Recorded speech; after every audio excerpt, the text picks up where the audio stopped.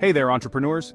Today, I'm going to show you how to build your very own solar-powered EV charging station. It's the ultimate green project for those of you looking to save on energy costs and reduce your carbon footprint. So, let's dive right in. First up, let's talk about the essentials you'll need.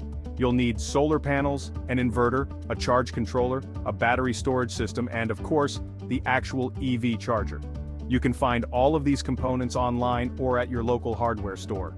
Step 1. Planning and site assessment. Before you start, you'll want to assess the location where you'll install your solar panels.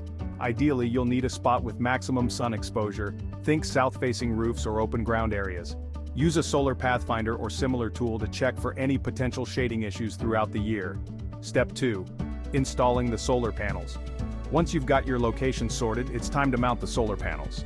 This will involve securing the panels to a sturdy framework on your roof or on a ground-mounted rack. Make sure to tilt the panels at the right angle to maximize sun exposure. Don't forget to follow the manufacturer's instructions for proper installation. Step 3. Wiring the system. Now this is where things get a bit technical. You'll need to connect the solar panels to the charge controller using the appropriate gauge wiring. The charge controller regulates the voltage and current coming from the panels to ensure your batteries are charged correctly. After that, connect the charge controller to your battery storage system. Remember, safety first. Always wear gloves and eye protection. And if you're unsure, consult with a professional electrician. Step 4. Setting up the inverter. The inverter is crucial because it converts the DC power stored in your batteries to AC power, which is what your EV charger will use. Mount the inverter close to your battery storage and connect it following the manufacturer's guidelines.